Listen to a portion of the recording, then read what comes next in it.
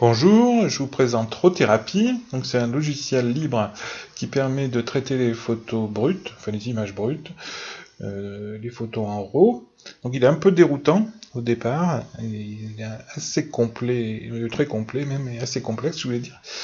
Donc il faut commencer par afficher ses photos. Le navigateur, pardon. Donc la navigation se fait sur le côté gauche, avec des onglets par ici. Au niveau des photos, pour les afficher, il faut les rechercher. Donc moi je les ai mis dans le fichier image, un mot qui n'est pas traduit qui s'appelle Picture. Elles sont ici, voilà. Donc, du coup vous intégrez les photos. Après vous passez sur l'onglet Éditeur pour les traiter. Ensuite on peut faire défiler avec cette barre. On va choisir cette photo à traiter. Il faut double-cliquer sur l'image pour qu'elle apparaisse. Voilà. Alors, aujourd'hui, nous allons juste améliorer cette image, la recadrer. Alors, pour recadrer, c'est cet onglet. On peut afficher un cadrage. Moi, j'aime bien utiliser la règle des tiers, une grille. Après, pour la déplacer, pour déplacer la sélection, en fait, au niveau des icônes, en laissant la souris, la fonction s'affiche. Donc là, il faut utiliser la touche majuscule pour déplacer. Sinon, tout l'ensemble se déplace.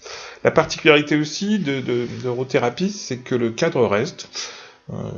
Sur d'autres logiciels, on fait entrer et on voit la photo recadrée, mais là, non, le cadre reste, la photo reste entière dessous. Donc ensuite, pour le traitement, c'est cet onglet. Pour un traitement tout simple, juste on va travailler que la luminosité.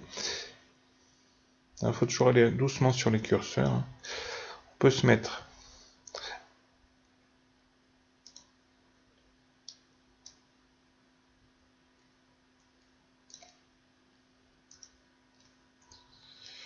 donc pour agrandir, on utilise la roulette de la souris pour voir à 100%.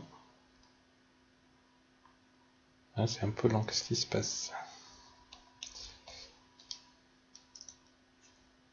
C'est ma souris qui est un peu fatiguée, voilà. Vous avez le pourcentage qui s'affiche. Bon, 100% c'est déjà énorme, c'est pas la peine. Allez, pour déplacer la photo, on tient le clic gauche appuyé. Et là, on peut un peu mieux se rendre compte, mais surtout pour la netteté. Donc on joue sur les curseurs doucement. Aujourd'hui, on fait une étape, quelque chose de simple. Pour la netteté, nous allons sur l'onglet Détail. Il faut cliquer là, voilà, pour activer. Alors pour le seuil, vous allez mettez à 50. Le floutage, ça c'est en fait, ça joue un petit peu sur le flou, c'est très léger. Après, la netteté, c'est sur la quantité. Bon, faut aller doucement, parce que sinon, on arrive à des choses très exagérées. Oh non. Après, nous allons travailler sur le contraste local. Un petit peu en arrière. Qu'on va faire, on éclaircira un petit peu. Éclaircir un peu la barbe.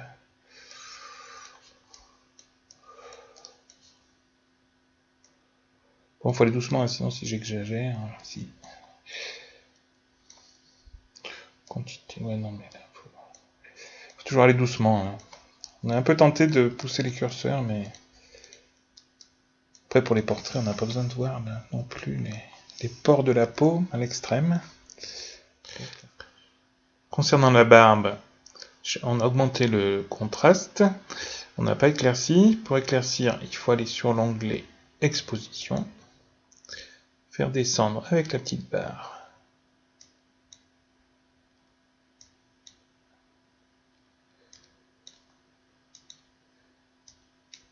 Alors, petite barre qui veut pas se... Qu'est-ce que j'ai fait? Descendre avec la petite barre qui n'est pas toujours facile à attraper.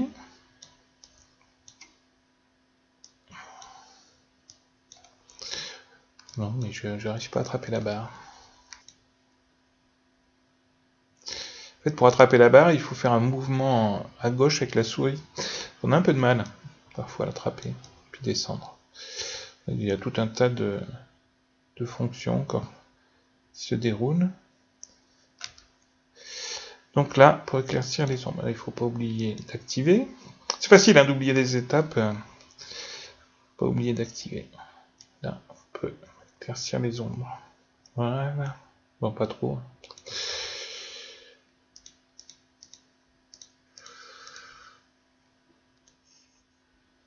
Donc ensuite, pour le développement, en JPEG, il faut exporter notre travail.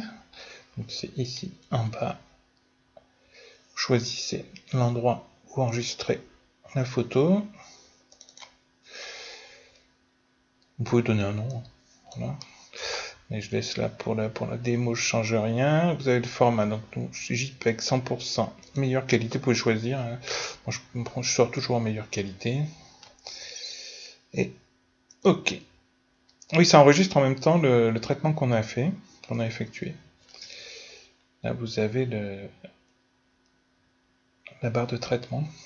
Voilà, c'est terminé. On retrouve notre photo dans notre dossier image, moi je l'ai appelé démo.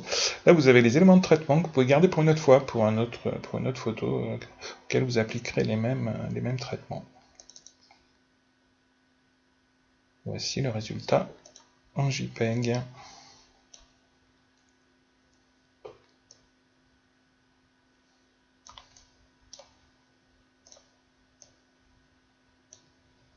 Voilà un bon dérotiseur pour quand on veut faire les choses. On peut l'utiliser de façon basique, hein, sans forcément utiliser toutes les fonctions, avec des résultats qui sont très bons.